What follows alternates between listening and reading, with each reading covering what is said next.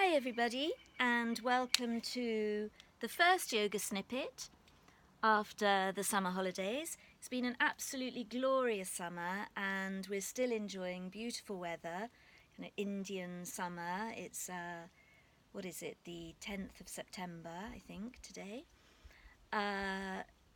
So I'm filming in my garden. I've decided to stop the Facebook Live videos because the quality was dipping in and out and that was quite uncomfortable for viewing. So hopefully this is going to work a little bit better for you. I wanted to start by going through something that seems such a simple little movement, but that is so fundamental to so many of the postures that I'll be looking at over the course of the next few months. It's what I call springy legs.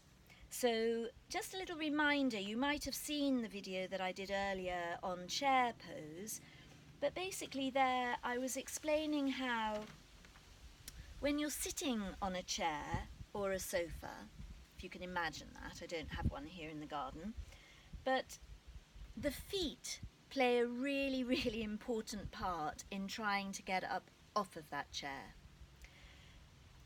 If we have no awareness, no feeling in our feet, and we're sitting, then we're not going to go very far at all.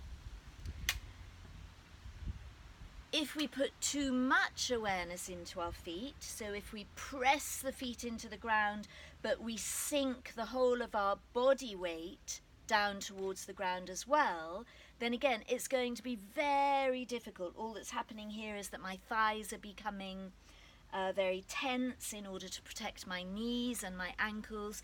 There's a heaviness, and again, it's very tiring, and it's very difficult to get up from that imaginary chair. If we look for springy legs, however, then something magical happens.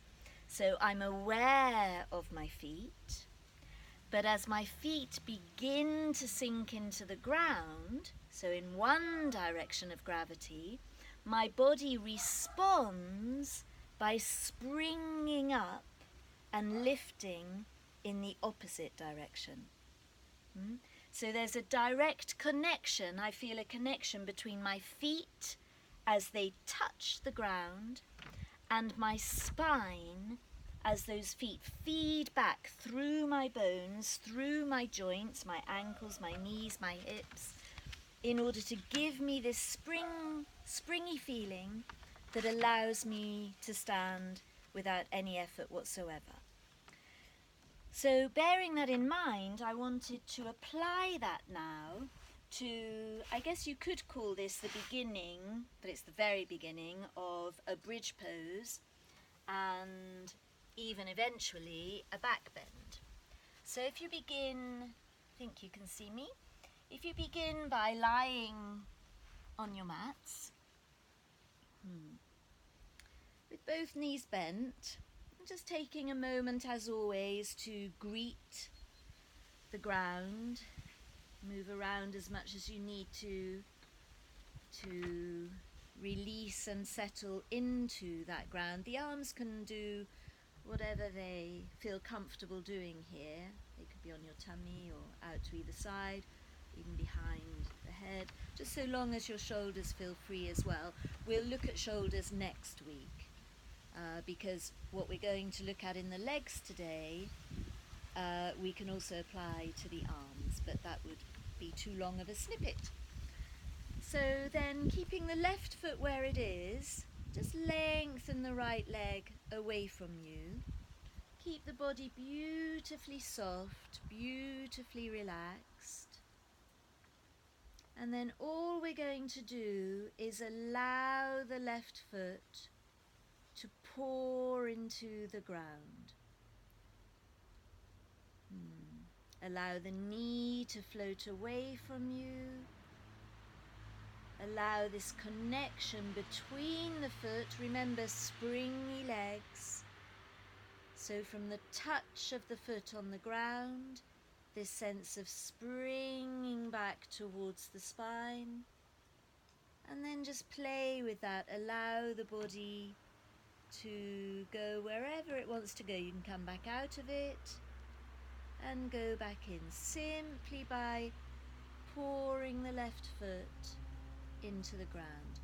Now, I was playing with this a lot through the summer because I'd noticed at the end of last term that a lot of my students, when I asked them to pour the foot into the ground, nothing was happening. And as I played around with it, I realised that what they were doing was a little bit what I was saying about coming up off of the sofa. They were pouring the foot into the ground but going with it rather than springing back from it. So I don't know, I hope you can see this well enough, but basically what happens if you do that, you pour the foot into the ground and then there's this bracing feeling, this kind of contraction and creation of tension and conflict, and that it's that kind of thing. And then there is no freedom, there is no movement in the body. They're kind of it's almost when you try too hard and you're mechanically wanting to lift your bottom. So if that's happening to you, and you might want to explore that feeling just so you know what I'm talking about, just kind of do it wrongly a few times, and then come back to just being completely relaxed, and the foot pours into the ground and you let the body dance.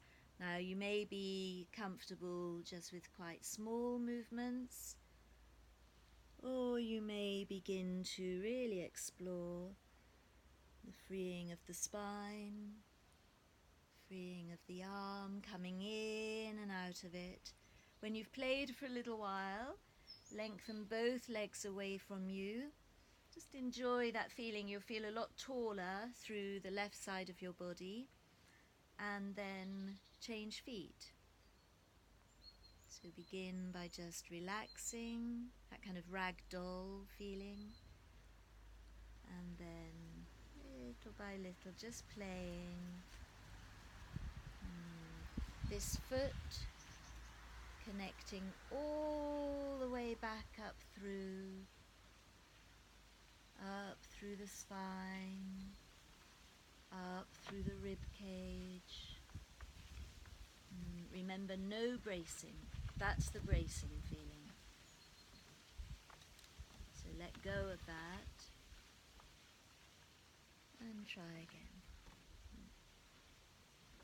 And then when you've played with both sides, you could either carry on like that, or you could apply the same feelings, same exploration, to the beginning of a little bridge pose. So this time it's with both knees bent, both feet flat on the floor, shoulders lovely and free, freeing up the hips. And then when you feel ready, no preconceived ideas, no rush. Just allow both feet to pour into the ground, and at the same time to spring back towards your spine. So no need to lift too high. Try to avoid any sense of pushing or thrusting or flaring the rib cage. Just keep the spine beautifully loose, beautifully free. Try not to clench your thighs or clench your buttocks. Keep this springy feeling in your legs. And then, as I say, we'll come to the arms next week. Just for now, just make sure that the arms are nice and free. If you suddenly feel that they've gone into an odd clenched place, then just be aware of that and try to free it up. So there you go, that's my little yoga snippet for today. Just something to play with. As I say, it seems such a simple little thing to do, but it's really interesting to explore. And then as we progress through, as I say, through the next few months, you'll begin to see how we can take what we've learnt there into balancing, into standing postures, into our everyday life, as always. Okay, so I just wanted to say, for those of you who are local to the south of France, I'm really excited to I've started up a couple of new classes at the most beautiful studio. You might well know it. It's based at Shanty Life on the outskirts of Valbonne, just on the roundabout where the English supermarket is. I've dreamed of teaching there for a long time, so I'm really thrilled that has happened. It's a lovely space, lovely, beautiful French windows, lots of light, lovely and warm in the winter, cool in the summer, beautiful reception area, easy parking, which for me is fundamental. Both of my studios, the beautiful studio in Roquefort-les-Pins also has free off-road easy parking, and that's true for Shanty Life as well. And I think it's perfectly placed. You can do a little bit of shopping, you can go to the English doctor, the English dentist, the hairdresser. So if you'd like to come along and visit me there, take a class there, do get in touch. My website is posted at the bottom of this video, and otherwise you're watching me on Facebook, so you can contact me via here just as easily. So I hope you enjoyed that. I hope it was helpful, and I look forward to seeing you again next week. Until then, I wish you peace, Shanti.